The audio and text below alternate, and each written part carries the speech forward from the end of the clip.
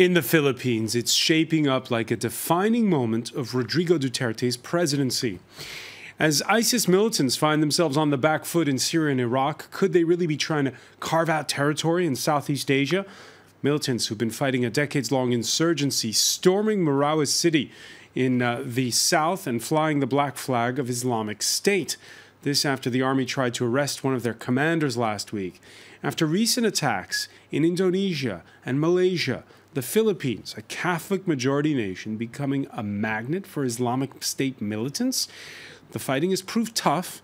90% of residents have fled, and while the Senate has now backed the decision by Duterte to impose 60 days of martial law for the South, the president also floating the idea of perhaps an extension to the entire nation. Would such an extension be warranted? Supporters of Duterte insist it's in no way an excuse to follow in the footsteps of the Marcos dictatorship, which cracked down for more than a decade in the 70s and 80s thanks to martial law. Critics don't see it that way, and they also fail to see the funny side of Duterte's quip about letting soldiers on the government side get away with rape. How does the commander-in-chief restore authority at a time when he's trying to negotiate with other militant groups? Today in the France24 debate, we're looking at the prospect of martial law under Duterte. With us from Manila, columnist Richard Heydarian, the author of Asia's New Battlefield. Welcome back to the show.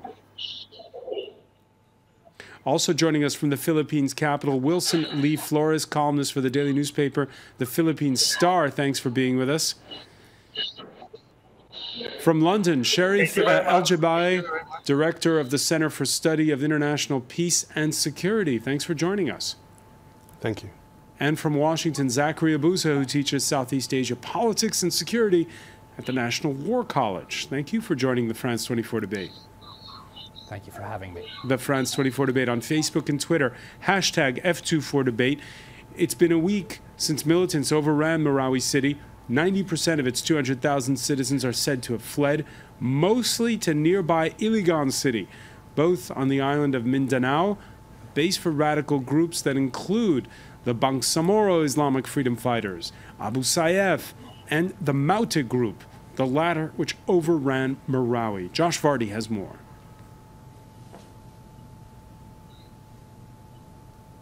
I am going to create a new division for you. Para sa inyo.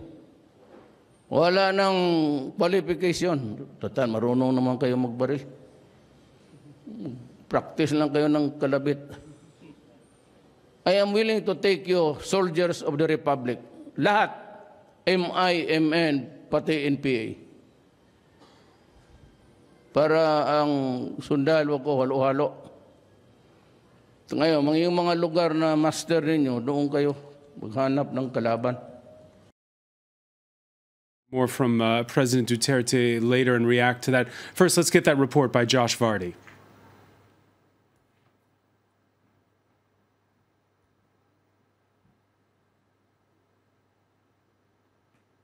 All right, we'll try to go to that report by Josh Vardy a little bit later on. Let's get reactions now. First of all, Richard Heydarian, what do you make of the latest right now we're getting from inside of that we're getting from inside of the areas around Marawi city? Word that for now there is still house-to-house fighting going on, and that there are still insurgents holding out. What are you hearing?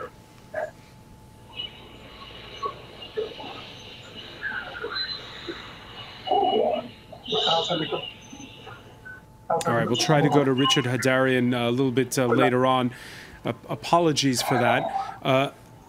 Zachary Abuza in Washington, what do you make of this takeover of the first of all, this shock that we saw 8 days ago with this parade of motorcycles in Marawi city with flying the black flag of ISIS? The Maute group has been building up their forces for a couple years now in nearby region of this, so it's really no surprise. They are one of many groups that have pledged allegiance to the Islamic State in the southern Philippines. And part of the logic, it took this group, they declared allegiance in 2014. Such recognition was not returned by the Islamic State until early 2016. So there's always been a bit of competition amongst these groups for primacy. And I think the Maute group saw an opportunity to engage in violence against the state to burnish its position. To burnish its position, and it sounds as though this attempt to capture this commander, who's on whose head there was a $5 million bounty by the FBI, backfired miserably. Yes, and there's a long history in the Philippines of tactical raids having strategic consequences. In January 2015, there was a raid against another terrorist by Philippine security forces that led to the unraveling of the peace agreement with the much larger Moro Islamic Liberation Front. And it's very possible that the Philippine military was led into an ambush. It's certainly within the realm of possibilities here. But the peace process with the MILF unraveling has really had very important consequences to the rise of groups like the Maute group, because the MILF controls the territory surrounding Marawi city, and they've given these groups, these black flag groups, sanctuary. Without a peace process for them to without a peace process with the government, they really have nothing to offer their rank-and-file combatants who are feeling very let down and disaffected, and it plays into the narrative of these hardline groups. Yeah, let's bring in Richard Heydarian on this. Richard, clear this up for us, because there are groups with which President Duterte is negotiating, and groups against which he's opposed. You heard there a moment ago Zachary Abuza mentioning black flag groups. There seems to be some kind of alliance. Who's in charge of what? Well, as far as President Duterte is concerned, I think his biggest mistake in his first 10 months in office was just to obsessively focus on one issue and one issue alone, and that is his war on drugs. Now, it is unfair to say that he didn't care about peace process or didn't care about Mindanao. Remember, the communist rebels are also one of the major insurgencies in Mindanao. And Mr. Duterte focused on the peace process, but vis-a-vis the communist rebels. That's where much of the energy of Jesus Dureza, his peace negotiator, and Silvestre Bellio, he's also other peace negotiator and Department of Labor minister, was focused on, while he was not paying as much attention to the Moro Islamic Liberation Front, a 12,000 strong insurgency, which was at the center of negotiations with the Philippine government under the Aquino administration, until the negotiations entered a dangerous stage of hibernation after the Mamasapana tragedy in January 2015, which your earlier guest was talking about. And then, of course, you have this aspect of Duterte actually doubling down on his old established personal ties with people like Nur Miswari, who actually launched a similar attack like the one in Marawi on Zamboanga City in 2013. So in short, President Duterte was not really that much focused on patching things up, pushing forward the peace negotiations, getting the Bangsamoro Basic Law passed, and really focusing his peace efforts on the Moro Islamic Liberation Front. And the result of that is that it created this kind of peace vacuum that is increasingly being exploited by extremist groups. Now, add to that, this is where we have to be fair to Duterte, he should not be blamed for that, is the ISIS or Daesh pivot to the east as they get pounded in Mosul, and in the coming months, probably in Raqqa. So they're also looking at relocating, at finding alternative havens. This was the case in the 1990s when Al-Qaeda was relocating to Southeast Asia, when Jamaat Islamiyah was establishing bases in Mindanao. So we're seeing a new phase of this. And it seems now, finally, President Duterte recognizes that this problem could get out of control. And that's why, in fact, his martial law has been broadly supported by the public and much of the Congress and the Philippine political establishment. Yeah, that's a point I want to touch on with you. Sherry Felgebeli, you've been writing about this, the fact that as ISIS is on the back foot in places like Syria and Iraq, Southeast Asia can expect an attraction. And we've seen over the past 24 hours authorities in the Philippines saying there are foreign fighters there in Marawi. Yes, that's right. So the Philippine Solicitor General has already reported that there are individuals from neighboring countries, from Malaysia and from Indonesia. But I think what's important to recognize is that irrespective of what's going on in the Middle East or in Afghanistan, the nature of Islamist extremism requires a breeding ground. And so really what needs to happen in the Philippines is a focus, of course, first and foremost to establish the security situation. But then in the aftermath, I think really there needs to be a stronger focus on the underlying roots and the root causes of the kind of attraction to Islamist extremism. These things like poverty, unemployment, and a variety of other social factors. And as Zachary Abuza was mentioning at the outset, a bit of a power vacuum. Right, yes, so precisely. I mean, it's this idea that you need to engage with the local population, that you can't simply leave them without or ostracized from the political process, even if there is a certain degree of autonomy within that particular region. There needs to be better engagement from the government on a variety of levels, and that, I think, is going to be Duterte's next major challenge. Better engagement with the local population. We saw and we heard it at the outset there.